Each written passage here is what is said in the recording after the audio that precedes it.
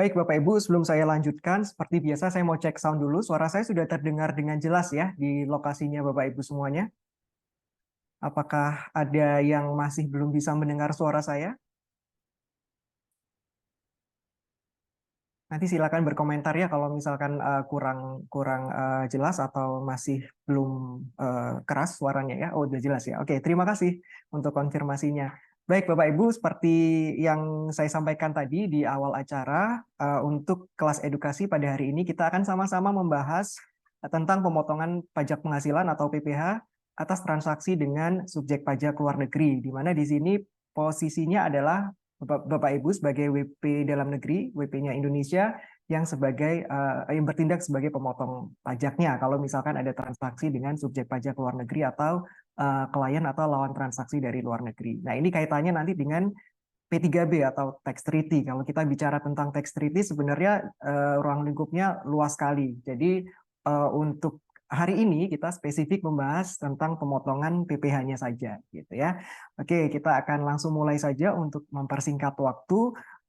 Ini adalah outline atau pokok-pokok bahasan yang akan kita bahas, yang akan kita diskusikan pada pagi hari ini. Yang pertama adalah informasi dan definisi umum, kemudian sedikit ringkasan atau overview dari P3B, kemudian syarat-syarat penerapan P3B dan panduan pengisian SKD atau form DGT, dan juga tata cara pengisian SKD melalui aplikasi atau web DJP online pada menu iSKD. Baik, sebenarnya apa sih yang termasuk, siapa saja sih yang termasuk subjek pajak itu ya? Secara umum kalau kita bicara tentang subjek pajak, di pengaturan Undang-Undang PPh itu sudah diatur. Yang termasuk sebagai subjek pajak adalah orang pribadi, kemudian warisan yang belum terbagi, kemudian badan usaha, dan juga bentuk usaha tetap. Nah, ini sudah diatur di Undang-Undang kita ya, peraturan PPh di pasal 2 ayat 1. Kemudian subjek pajak luar negeri sendiri diatur lebih spesifik, lebih khusus lagi di Peraturan Direktur Jenderal Pajak Nomor 43 Tahun 2011. Siapa saja yang masuk dalam kategori subjek pajak luar negeri? Yang pertama adalah orang pribadi yang tidak bertempat tinggal di Indonesia. Itu udah jelas ya, dia tidak memiliki tempat tinggal di Indonesia dan tidak berkedudukan di Indonesia. Jadi sepenuhnya dia tinggal di negaranya masing-masing. Kemudian orang pribadi yang berada di Indonesia tidak lebih dari 183 hari dalam jangka waktu 12 bulan. Nah, ini juga termasuk dalam kategori subjek pajak luar negeri. Jadi kalau ada orang asing yang tinggal di Indonesia tidak sampai 183 hari, ya mungkin hanya 1 bulan atau 2 bulan, nah itu masih masuk dalam kategori atau pengertian subjek pajak luar negeri. Kemudian yang ketiga adalah badan usaha yang tidak didirikan dan tidak bertempat kedudukan di Indonesia. Artinya dia tidak memiliki tidak menjalankan kegiatan usahanya di Indonesia ya, jadi di negaranya masing-masing. Kemudian ketiga kategori ini ya, orang pribadi tadi dan juga badan usaha, dia menjalankan usaha atau melakukan kegiatan usaha melalui BUT atau bentuk usaha tetap di Indonesia sebagai perwakilan ya. Bisa dibilang singkatnya adalah kantor perwakilan yang di Indonesia. Kemudian juga apabila dia memperoleh ataupun menerima penghasilan dari Indonesia, tidak dari menjalankan usaha atau menjalankan kegiatan melalui bentuk usaha tetap di Indonesia. Nah, ini masih masuk dalam kategori subjek pajak luar negeri. Kemudian apa saja penghasilan yang menjadi penghasilan yang biasanya diterima oleh subjek pajak luar negeri yang diatur dalam ketentuan Indonesia adalah yang pertama adalah penghasilan yang bersumber dari modal. Ya, jadi ini penghasilan pasif ya, dalam bentuk dividen, kemudian dalam bentuk bunga, dalam bentuk imbalan karena jaminan pengembalian hutang, royalti, sewa dan seterusnya. Kemudian yang kedua adalah penghasilan yang berupa imbalan sehubungan dengan jasa atau pekerjaan atas suatu kegiatan. Nah, ini kurang lebih sama ya, seperti kalau di Indonesia mungkin ini adalah objek PPh pasal 21 atau 23. Kemudian yang ketiga adalah bentuk penghasilannya dalam bentuk hadiah dan penghargaan dalam nama dan bentuk apapun. Kemudian yang terakhir adalah pensiun dan pembayaran berkala lainnya ya. Jadi kalau dilihat sebenarnya tipe-tipe atau bentuk-bentuk penghasilannya tidak jauh berbeda dengan yang sudah kita kenal ya, ibu-ibu ya, bapak ibu ya semuanya. Dan ini adalah jenis-jenis penghasilan juga yang bisa diterima oleh subjek pajak luar negeri. Kemudian siapa pemotong pajaknya? Pemotong pajaknya tentu saja wajib pajak yang terdaftar atau berada di Indonesia ya.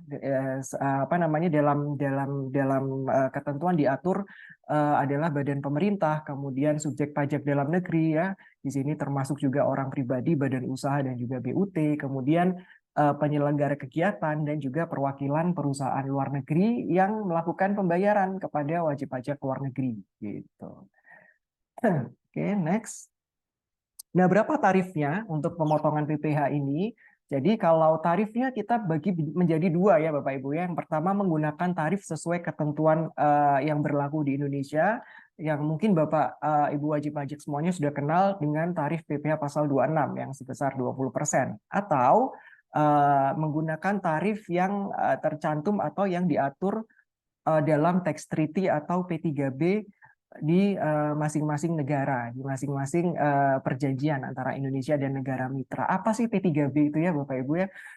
P3B ini adalah perjanjian bilateral di bidang perpajakan. Jadi ini tujuannya untuk menghindari penghindaran pajak ya, supaya tidak dilakukan pemajakan secara berganda baik di Indonesia maupun di negara asal lawan transaksinya. Nah, ini apa namanya P3B ini jumlahnya cukup banyak ya, kalau saya nggak salah sekitar ada 70-an lebih perjanjian antara Indonesia dan juga negara-negara mitranya gitu.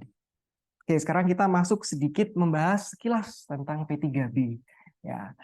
Gimana sih kapan kita harus menerapkan ketentuan dalam P3B ini? Karena kan seperti yang kita ketahui bersama, kita juga punya ketentuan sendiri ya, di Indonesia ada undang-undang pajaknya sendiri. Lantas apakah itu langsung tidak berlaku ya undang-undang yang di Indonesia, atau kita masih tetap memperhatikan? Nah, identifikasinya seperti ini Bapak ya, Bapak Ibu semuanya ya. Jadi yang pertama yang harus diidentifikasi apakah transaksi internasional itu ada ya. Apakah transaksi internasional atau transaksi dengan wajib pajak atau subjek pajak luar negeri itu terjadi. Gitu ya, seperti apakah ada subjek pajaknya atau ada objek pajaknya. Dalam hal ini objek pajaknya tentu saja adalah penghasilan ya, yang tadi kita sudah bahas ya, ada beberapa bentuk penghasilan. Kemudian kita tentukan dulu nih menurut ketentuan PPh di Indonesia apakah itu dikenakan PPh ya, apakah ada PPh yang terutang. Kalau misalkan jawabannya iya, maka kita beralih ke ketentuan P3B gitu ya. Tapi kalau tidak ada PPh yang terutang, berarti tidak ada objek pajak di situ ya, tidak ada pemotongan pajak di situ. Jadi kita tidak apa namanya transaksi tersebut tidak perlu dipotong atau dilakukan pemajakan gitu. Kemudian setelah kita menentukan kalau P3B ini bisa diterapkan, apakah ada konflik antara P3B dengan Undang-Undang PPh gitu ya. Maksudnya apakah saling bertentangan atau tidak gitu ya. Kalau jawabannya apa namanya? Kalau jawabannya iya, maka kita mengacu pada ketentuan yang tercantum dalam P3B gitu ya. Tapi kalau jawabannya tidak, kita tetap memotong pajak PPh atas transaksi tersebut menggunakan ketentuan atau tata cara yang diatur oleh undang-undang kita. Gitu ya. Jadi itu caranya mengidentifikasi kapan kita harus menggunakan tarif dalam negeri, tarif PPh pasal 26, dan kapan kita harus menggunakan tarif P3B. Jadi urut-urutannya seperti itu kurang lebihnya. Oke. Kemudian petunjuk umum interpretasi dan penerapan P3B. Kemarin ada beberapa juga wajib pajak yang berkonsultasi dengan kami terkait dengan cara membaca P3B seperti apa gitu ya. Kalau membacanya sih membaca seperti biasa ya, cuman pemahamannya seperti apa gitu. Karena mungkin memang untuk beberapa wajib pajak terutama yang mungkin sebelumnya belum pernah melakukan transaksi dengan subjek pajak luar negeri butuh apa ya, butuh ketelitian atau pemahaman yang lebih gitu ya, karena biasanya kita hanya buka undang-undang PPh atau PMK yang ada di Indonesia dan lain sebagainya gitu. Caranya gimana sih? Jadi sesuai dengan penjelasan pasal 32A Undang-Undang PPh, P3B ini mengatur hak-hak pemajakan masing-masing negara pihak dalam persetujuan ya. Jadi negara Indonesia dan juga negara mitranya gitu ya, negara asalnya, negara asal lawan transaksinya Bapak Ibu sekalian gitu. Dan P3B ini sifatnya adalah lex spesialis atau bersifat khusus. Jadi pada saat penerapan P3B, langkah pertama yang harus dilakukan adalah menerapkan ketentuan Undang-Undang PPh yang tadi ya, start awalnya. Apakah menurut Undang-Undang PPh transaksi ini terutang pajak atau tidak? Gitu. Kemudian selanjutnya baru memperhatikan gitu ya, tadi apakah ada konflik antara P3B dengan Undang-Undang PPh, kemudian kalau misalkan ada konflik berarti kita mengacunya ke undang-undang ke ketentuan yang ada di tax treaty atau P3B-nya. Tapi kalau tidak ada, ya sudah kita berarti tetap menggunakan undang-undang atau ketentuan yang berlaku di Indonesia. Gitu. Nah, ini adalah istilah-istilah umum yang ada di dalam P3B negara manapun gitu ya. Jadi ini pasti ada. Kalau Bapak Ibu baca di apa namanya P3B Singapura misalkan atau mungkin P3B Australia misalkan pasti istilah-istilah ini muncul gitu ya. Negara mitra atau yurisdiksi mitra ini adalah negara atau yurisdiksi yang terikat dengan pemerintah Indonesia ya. Artinya yang melakukan perjanjian dengan pemerintah Indonesia. Gitu. Kemudian negara atau yurisdiksi pihak dalam persetujuan atau kalau dalam P3B disebut juga dengan istilah contracting state. Nah, ini adalah salah satu negara atau kedua belah pihak negara yang terikat dalam perjanjian P3B. Gitu. Kemudian negara atau yurisdiksi pihak lainnya. Nah, ini biasanya disebut juga other contracting state, artinya lawannya gitu ya. Kalau misalkan P3B dengan Indonesia, kita membacanya kalau misalkan other contracting state bisa mengacu ke Indonesia ataupun dengan negara lain, negara lawannya tergantung konteks kalimatnya seperti apa. Gitu. Kemudian orang atau persons gitu ya. Ini adalah orang pribadi dan juga mencakup badan gitu ya. Jadi persons di sini bisa memiliki arti orang pribadi atau badan gitu ya, badan usaha. Kemudian negara domisili yang dimaksud dalam P3B adalah negara yurisdiksi tempat orang menjadi subjek pajak dalam negeri gitu ya. Jadi memang agak sedikit bias atau agak sedikit rancu gitu ya SPD subjek pajak dalam negeri Indonesia atau subjek pajak dalam negeri negara mitranya gitu ya. Jadi kalau misalkan lawan transaksinya Bapak Ibu dari Australia maka negara domisilinya adalah negara Australia yang artinya bahwa lawan transaksi tersebut menjadi subjek pajak dalam negeri Australia bukan SPDN-nya Indonesia. Kemudian kalau negara sumber adalah negara sumber penghasilan yang diterima oleh lawan transaksi tersebut gitu. Kurang lebih seperti itu gitu ya. Dan ini adalah struktur umum pengaturan pasal-pasal dalam P3B. Ini juga seperti tadi yang saya sampaikan, ini rata-rata sama gitu ya. Polanya seperti ini.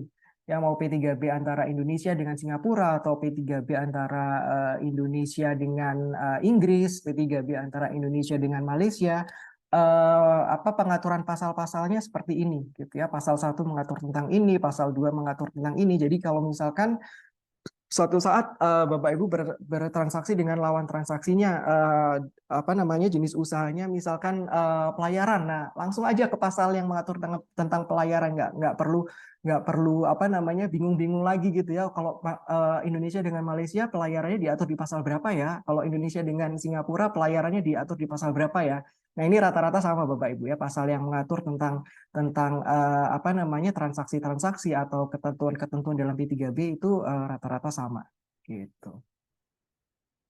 Kemudian selanjutnya kita masuk ke teknisnya ya, syarat penerapan P3B dan panduan pengisian SKD atau form DGT-nya. Seperti tadi yang saya sampaikan, kalau misalkan sudah diidentifikasi bahwa transaksi yang Bapak Ibu lakukan itu menggunakan atau mengacu pada ketentuan P3B, selanjutnya kita harus melihat nih lawan transaksinya apakah bisa memanfaatkan P3B gitu ya, apakah bisa kita mengenakan tarif atau memotong PPh-nya menggunakan tarif P3B. Itu ada syaratnya lagi gitu ya, supaya bisa menggunakan tarif P3B. Kalau syarat-syarat ini tidak terpenuhi, berarti tarif P3B tidak berlaku gitu ya. Jadi kita harus tetap menggunakan tarif PPh pasal 26 yang 20% tadi.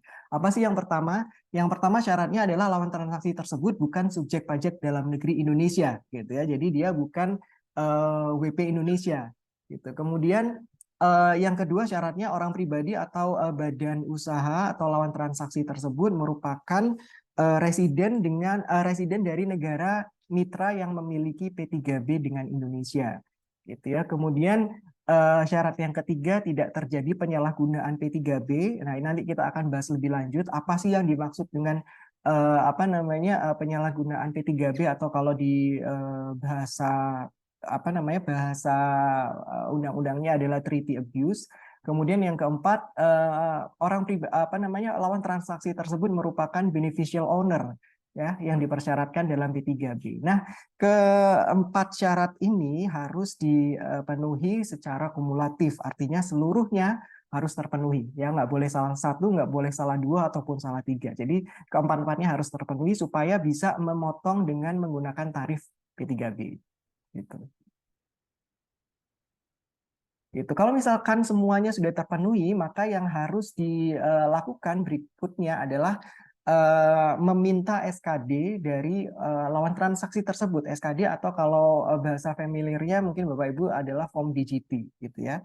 Jadi SKD itu diajukan dengan menggunakan form DGT, kemudian harus diisi benar, lengkap dan jelas. Kemudian formulirnya di akhir formulir juga harus ditandatangani oleh wajib pajak yang bersangkutan. Kemudian dilakukan pengesahan oleh competent authority ya. Competent authority ini macam-macam ya, bisa bisa ke menteri, bisa menteri keuangannya negara sana atau bisa juga dirjen pajaknya negara sana sesuai dengan ketentuan yang berlaku di sana gitu ya. Nah, pengesahan oleh competent authority ini bisa tidak dilakukan apabila yang bersangkutan melampirkan COR atau Certificate of Residence gitu ya. Kemudian yang selanjutnya adalah terdapat pernyataan tidak terjadi penyalahgunaan P3B setelah seperti tadi yang saya singgung juga ya. Kemudian terdapat pernyataan beneficial owner dan digunakan sesuai periode yang tercantum dalam COR atau dalam form DGT tersebut. Gitu. Nah, ini semuanya apa namanya pernyataan-pernyataan ini nanti akan ada di formulir DGT-nya. Nanti kita akan lihat juga seperti apa sih bentuk formulirnya, gitu ya.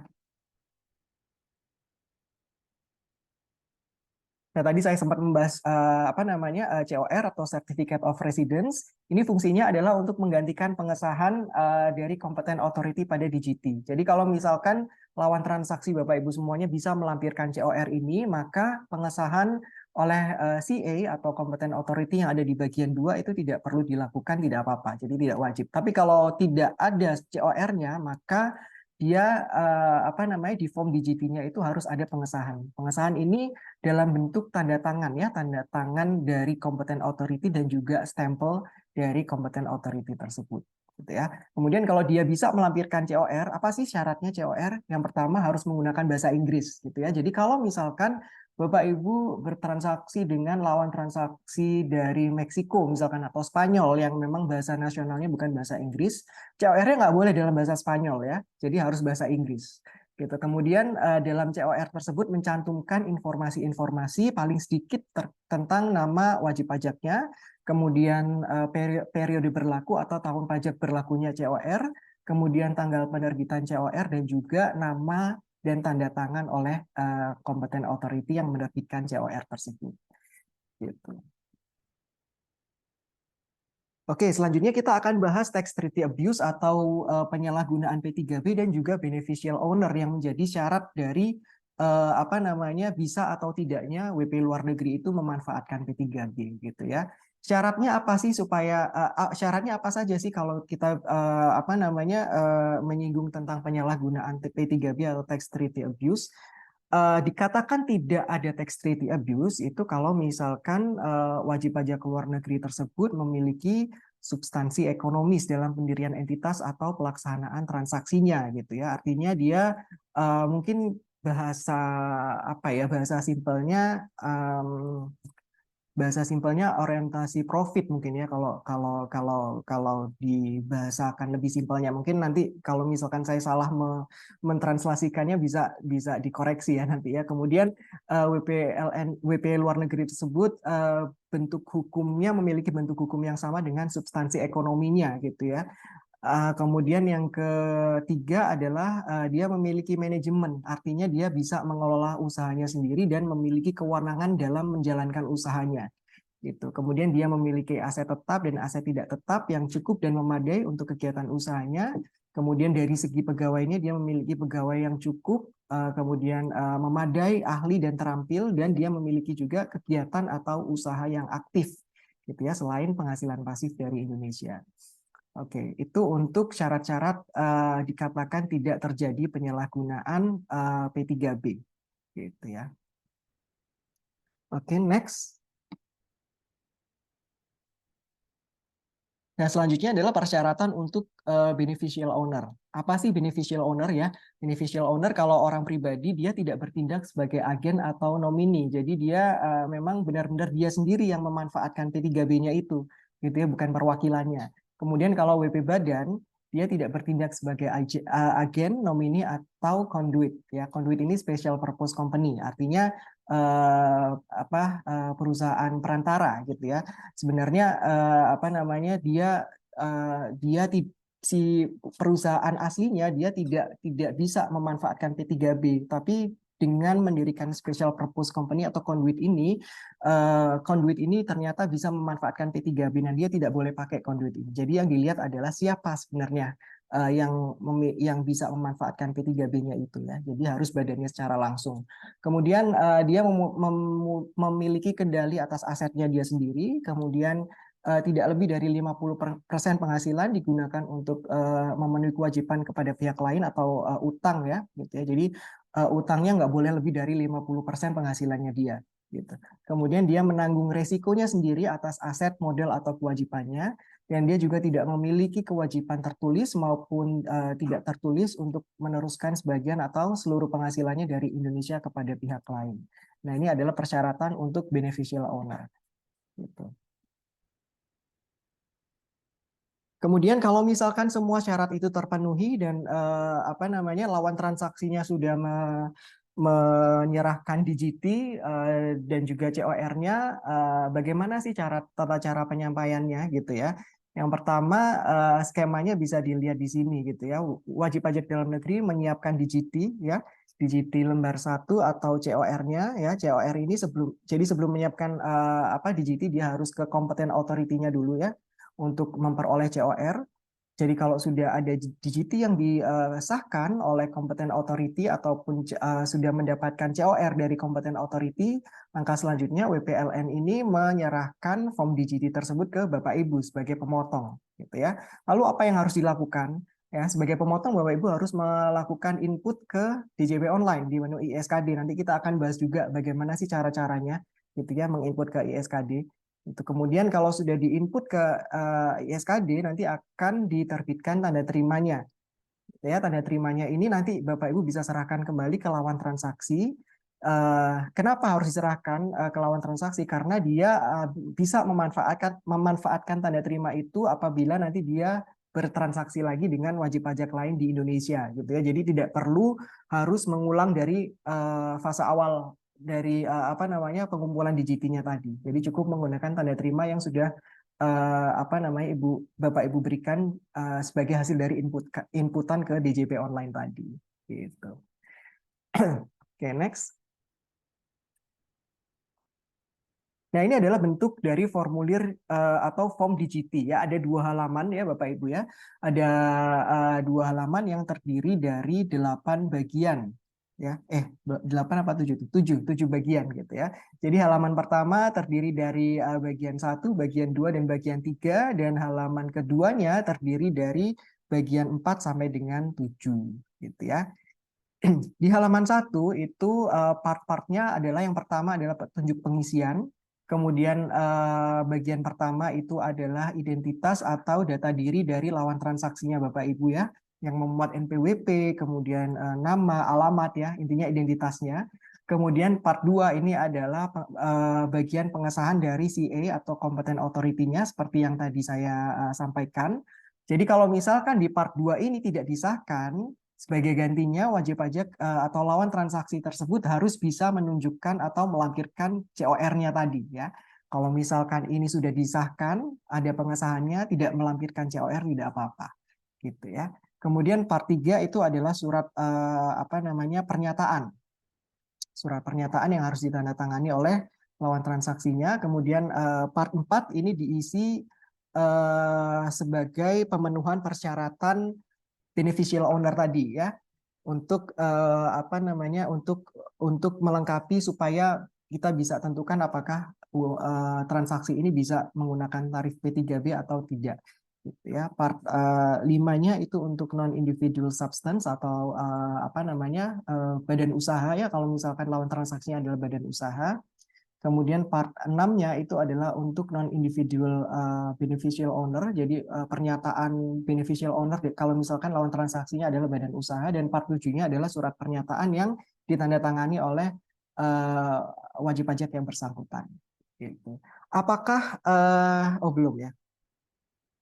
Apakah semua bagian itu harus diisi? Tidak ya. Jadi tergantung jenis wajib pajaknya ya. Apakah wajib pajak orang pribadi ataupun wajib pajak badan ya.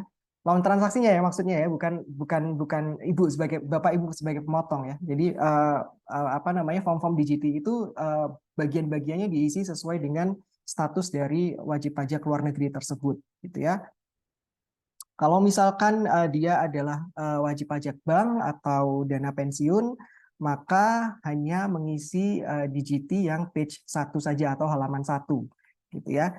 Kemudian kalau misalkan dia adalah WP luar negeri orang pribadi, maka yang harus diisi adalah bagian 1, bagian 2, bagian 4, dan bagian 7. Kalau misalkan dia adalah wajib pajak apa namanya badan atau selain OP, maka yang harus diisi adalah bagian 1, bagian 2, bagian 4, bagian 5, bagian 6, dan bagian 7. Nah, ini sudah ada ininya ya, checklistnya ya. Jadi nanti bisa langsung di ini nih, bisa langsung di apa namanya, bisa langsung diperhatikan. Kalau misalkan oh saya bertransaksinya dengan perusahaan di sana gitu ya. Jadi yang harus diisi bagian ini gitu. Kalau misalkan saya transaksinya dengan orang pribadi, berarti yang harus diisi di DGT bagian ini gitu. Nah, ini sudah ada checklistnya gitu. Oke, kita bahas satu-satu dulu. Untuk bagian 1 ini adalah identitas ya.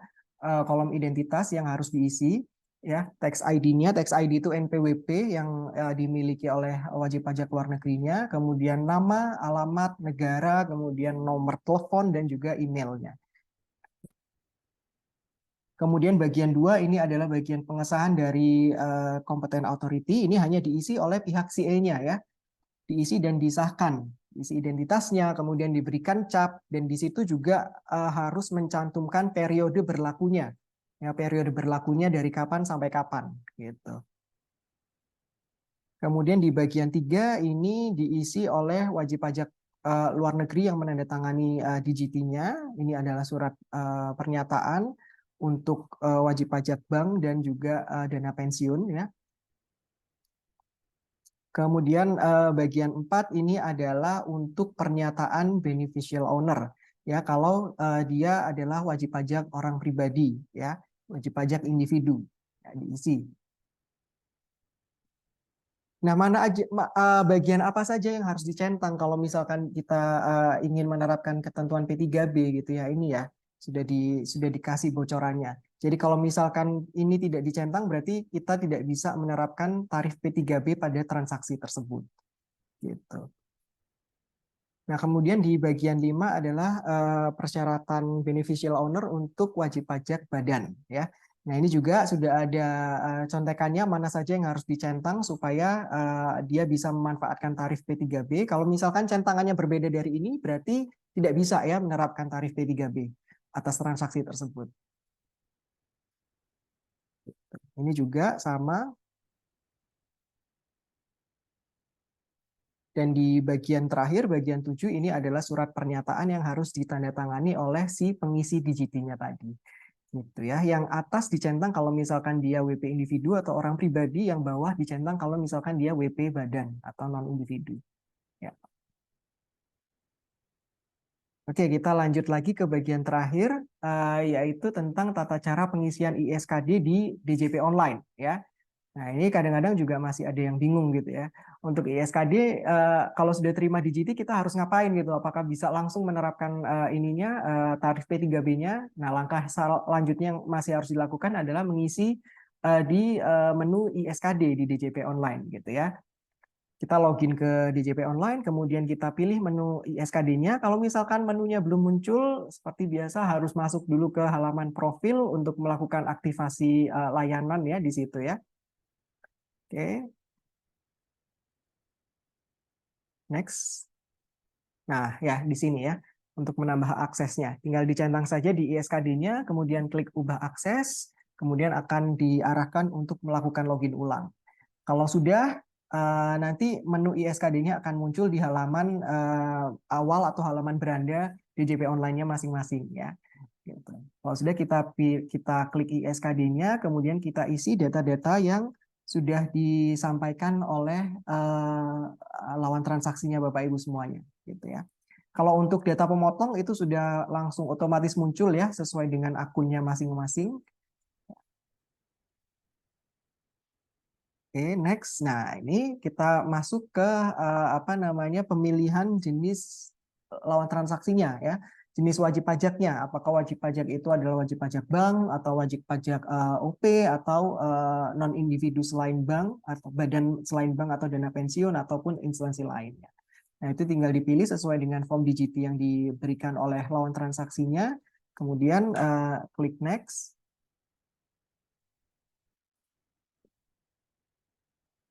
Kalau sudah kita isikan data atau identitas dari lawan transaksinya ya, dari mulai NPWP sampai dengan email sesuai tadi yang part 1 tadi ya Bapak Ibu ya. Diisi dengan data sesuai yang tercantum di DGT-nya. Kemudian ini diisi data CA-nya ya, atau kalau misalkan tidak disahkan berarti kita mengacu ke COR-nya ya. Kemudian part 5-nya ini juga centangannya sesuai dengan yang tercantum dalam DGT. Jadi ini hanya tinggal mengikuti form DGT-nya saja Bapak Ibu ya. Apa yang tercantum di situ kita pindahkan atau kita input di sini gitu ya. Sampai dengan part 7. Langsung next aja ke part 7. Ya. Kalau sudah ya, kalau sudah kita upload dokumennya, kalau misalkan ada apa namanya, ada lampirannya seperti COR tadi ya, kalau misalkan itu tidak disahkan, kita upload COR-nya di sini dalam bentuk PDF, kemudian kita klik next lagi, ya klik next lagi sampai dengan tersimpan, sampai dengan proses uploadnya berhasil. Oke, kalau sudah jangan lupa dicentang surat pernyataannya, surat pernyataan pemotong, kemudian kalau sudah klik submit. Nah, nanti setelah submit akan terbentuk tanda terimanya tadi Ibu, Bapak Ibu ya, tanda terima DGT-nya. Nah, di sini. Nah, ini bisa di-download kemudian untuk disampaikan atau diberikan kepada lawan transaksinya. Gitu.